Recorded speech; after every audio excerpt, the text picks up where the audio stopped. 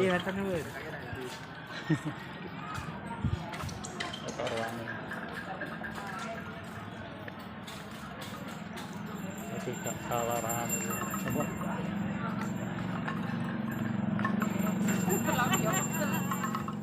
Ya, oke, bertemu lagi dengan Pak Boguri. Kali ini saya ke makam atau ziarah ke tempat Bung Karno yang ada di Blitar.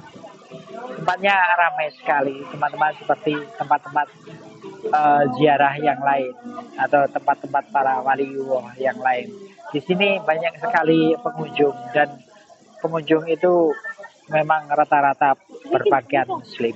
Memang ada ya satu dua yang tidak berpakaian muslim, tapi rata-rata mereka berpakaian muslim. Dan inilah ziarah ke makam Bung Karno yang ada di Blitar, teman-teman. Nah, ini adalah rombongan yang ya dari luar kota, maksudnya luar kota dari Blitar. Karena melihat dari banyaknya rombongan itu ada menandakan mereka dari luar kota. Bis-bis atau parkir memang agak jauh, dan ini adalah perjalanan yang kita butuh fisik yang lumayan sehat. Kalau kurang sehat mungkin ya capek. Di sini tidak ada ojek seperti di makam-makam yang lain, itu ada ojek. Kalau di sini jalan kaki. Dan ini adalah yang saya tampilkan adalah gambar atau video yang di jalan raya yang amat lapang sekali untuk menuju ke tempat makam Bung Karno. Mari teman-teman melihat bagaimana keadaan di dalam dan bagaimana cuaca dan suasana. Mari kita jalan ke dalam.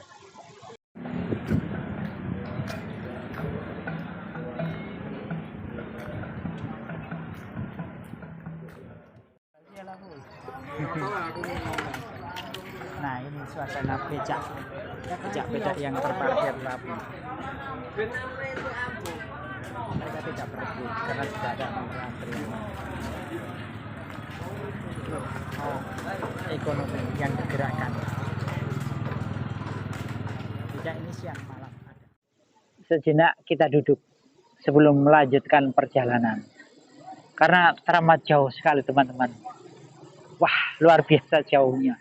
Kita capek, tapi itulah tempat wisata. Memang rata-rata dibikin begitu. Karena salah satu tujuan utamanya adalah menggerakkan ekonomi. Dan di saat perjalanan yang jauh seperti itu, kita tahu ekonomi itu bergerak. Dari mulai becak, yang itu tadi yang saya katakan 10.000 itu tadi, mulai bunga, terus jajanan-jajanan atau souvenir-souvenir itu. Saat sekarang saya ada di Perpustakaan Nasional RI, UPT Perpustakaan Proklamator Bung Karno. Jadi sebelum masuk, saya duduk sebentar. Nah, sekarang teman-teman, mari kita masuk ke tempat yang kita tuju, yaitu utama atau paling utama adalah ke tempat makam Bung Karno. Dan saat sekarang saya sudah membawa bunga yang saya katakan tadi 10.003. Tidak usah membawa dari rumah, cukup beli di sini saja untuk menghidupkan ekonomi di sekitar makam Bung Karno di Blitar.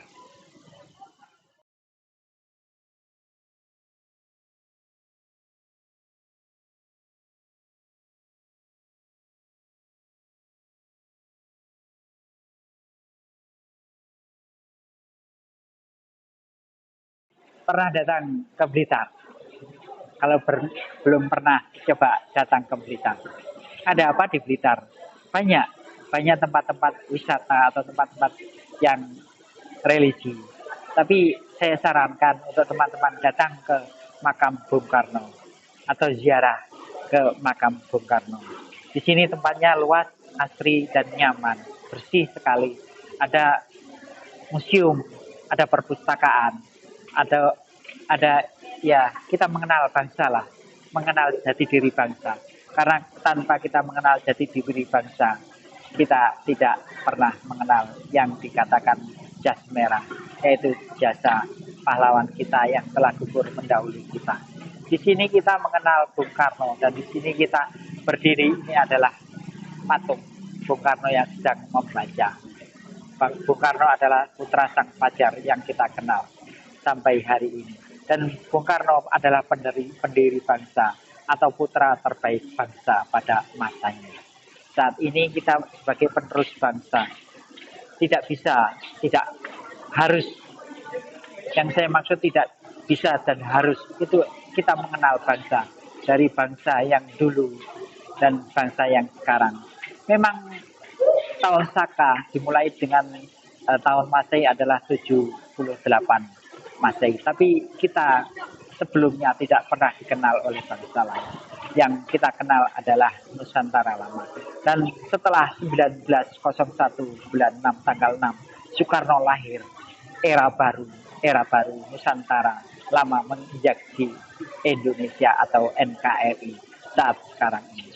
Jadi teman-teman bisa datang ke Blitar dan singgah atau berziarah ke tempat Bung Karno. Semoga hari ini selalu menyenangkan kita dan selalu berdoa untuk beliau, sang proklamator Indonesia, sang pendiri bangsa.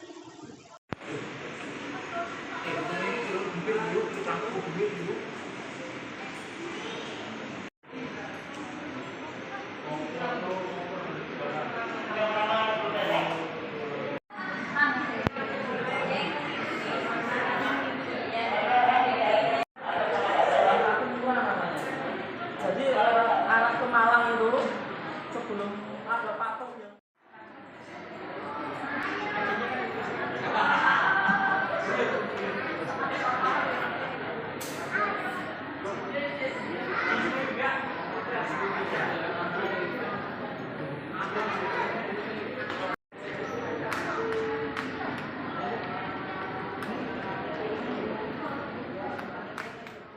Minim sekali pengetahuan kita tentang Soekarno. Soekarno bapaknya siapa? Banyak orang tidak tahu. Masa kecil atau nama kecil Soekarno, banyak orang tidak tahu. Nama kecil Soekarno adalah Kusno, yang kemudian lebih kita kenal dengan nama Soekarno. Bukan Sukar, tapi Kusno.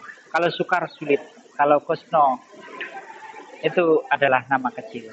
Kalau Karno berasal dari cerita Ramayana, yaitu yang artinya adalah telinga. Jadi Soekarno itu sang pendengar rakyat jelata. Kemudian beliau dengan mendirikan Marhaen atau falsafahnya bangsa Indonesia pada waktu itu. Soekarno yang kita kenal saat ini adalah sosok yang merakyat dan begitu merakyatnya. Pancasila atau butir-butir Pancasila waktu itu diciptakan waktu dalam pembuangan di Flores. Inilah Pancasila yang kita kenang saat ini. Dan itu sangat luar biasa. Di bawah pohon sukun, beliau menciptakan Pancasila di saat pembuangannya. Semoga kita selalu mengenang beliau yang luar biasa itu. Dalam keadaan apapun, beliau selalu memikirkan negara kita, negara Republik Indonesia, sampai wafat beliau. Kita kenang dan selalu berdoa, semoga beliau dimaafkan segala kesalahannya dan diterima segala amal kebaikannya. Kita tanpa Soekarno tidak ada apa-apanya, dan kita masih dalam kolonial atau penjajahan Belanda atau masa Jepang. Itulah teman-teman, semoga kita selalu menginspirasi dan menanamkan diri kebangsaan Indonesia. Karena tanpa beliau kita tidak akan pernah jadi apa-apa dan masih dalam keadaan terjajah dan ditindas oleh bangsa lain. Tempat yang luar biasa, tempat oleh-oleh dan tempat souvenir. Di tempat ini banyak sekali pengunjung. Jadi tua muda, ibu-ibu, bapak-bapak. Mereka ingin mengenal sejarah tentang bangsa, tentang anak bangsa yang luar biasa. Dan kita dikenang oleh dunia, dikenang oleh rakyat Indonesia.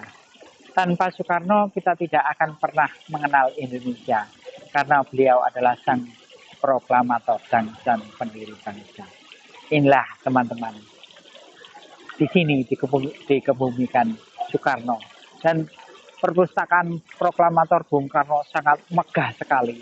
Jadi teman-teman bisa di sini, di tempat ini bisa belajar banyak tentang Soekarno. Dari mulai kecil, mulai lahir dan mulai sekolah, di mana Soekarno pernah sekolah dan di mana Soekarno kecil berada, dan beliau yang waktu itu di sekolah dasar atau kelas luru, berarti sekolah hanya 2 tahun saja, dan itu memang teori atau teknik Belanda agar bangsa Indonesia atau bangsa Nusantara atau bangsa Hindia Belanda tidak bisa maju. Jadi hanya kelas 2 saja. Jadi diperuntukkan hanya kelas 2 saja, hanya bisa baca tulis dan berhitung.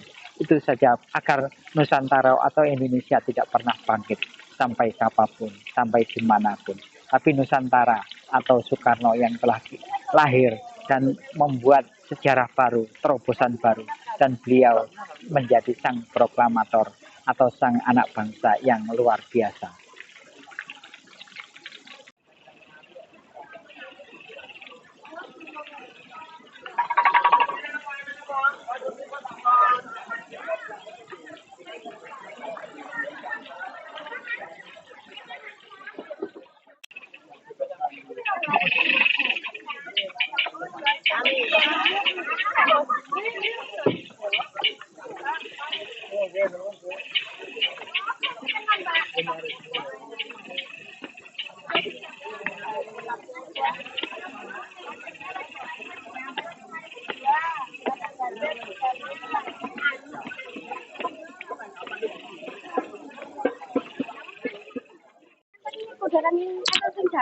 Wes laporan. Wes.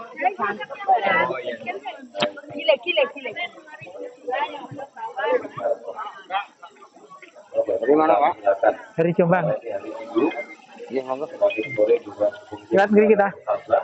Jadi mumpung tempat ada yang longgar untuk Bapak Ibu yang belum ziarah, kita persilakan untuk langsung naik ke Cukup.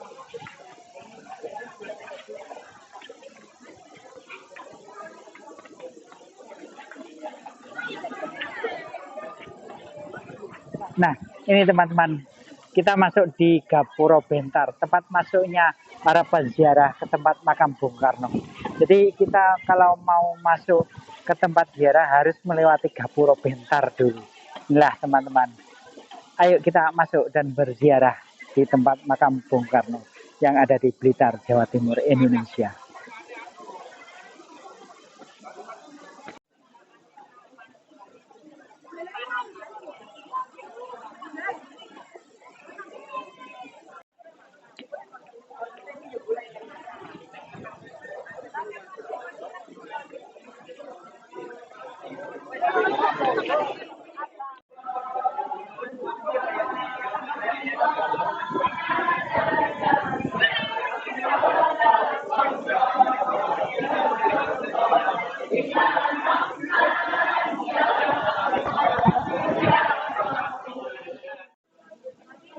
Hanya satu yang kita tuju, hanya satu proklamator kita yang ada di sini.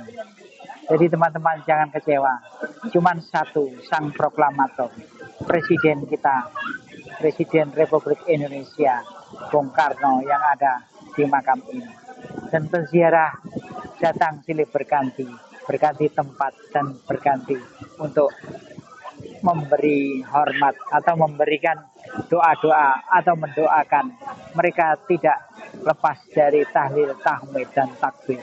Orang-orang Islam dan orang-orang non-Islam datang ke sini karena beliau adalah bapak bangsa, bapak segala urusan kita di masa lalu, di masa datang, di masa kapanpun. Itulah bapak bangsa yang telah lama tiada, dan sekarang kita berziarah atau mengenang beliau dan mendoakan beliau agar diampuni segala dosanya dan dimaafkan segala kekilafannya. Semoga arwah beliau diterima di sisi Tuhan Yang Maha Esa. Mereka tidak henti-hentinya mengucapkan istighfar, dan mereka tidak henti-hentinya untuk memohon maaf atau meminta mohon maafkan pada sang proklamator, karena beliau adalah manusia biasa seperti kita juga. Jadi teman-teman kalau ke sini jangan dibalik aja atau jangan terbalik. Doakanlah dan jangan meminta berkah dari tempat ini. Biarkan Allah yang menjawab doa-doa kita, dan kita hanya mendoakan beliau saja. Demikianlah teman-teman sekelumit mukadimah atau pencerahan dari makam Bung Karno, sang proklamator kita. Semoga hari ini akan membawa berkah bagi kita semua, bagi saya, bagi kalian. Semoga yang belum datang ke sini, lekas-lekas datang ke sini sebelum ajal menjemput. Karena di tempat ini kita mengenal bangsa Indonesia, kita mengenal diri kita, mengenal jati diri bangsa. Karena tanpa kita tahu dan tanpa kita sadari, kita di bumi merdeka, di bumi Nusantara yang dulu, yang saat sekarang bernama Indonesia. Indonesia adalah Soekarno, Soekarno adalah Indonesia. Indonesia tanpa Soekarno tidak akan pernah ada, dan jangan pernah bermimpi tentang Indonesia baru. Indonesia baru sudah digadang-gadang sebelum Indonesia merdeka. Itulah teman-teman, kenapa saya mengajak teman-teman, saudara-saudara, atau siapapun untuk ziarah ke makam Bung Karno. Disinilah beliau dimakamkan. Walau bagaimanapun, kita harus selalu setia dengan slogan anak bangsa NKRI harga mati adalah Indonesia NKRI yang hidup selama-lamanya. Semoga Allah meridhoi.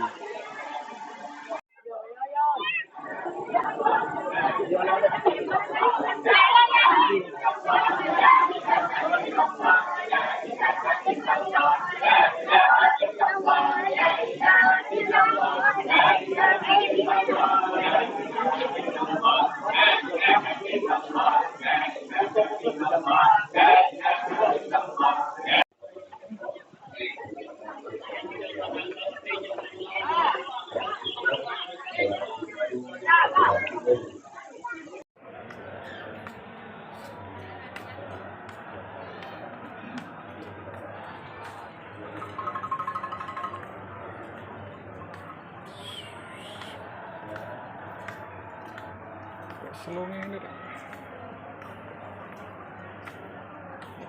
ngesel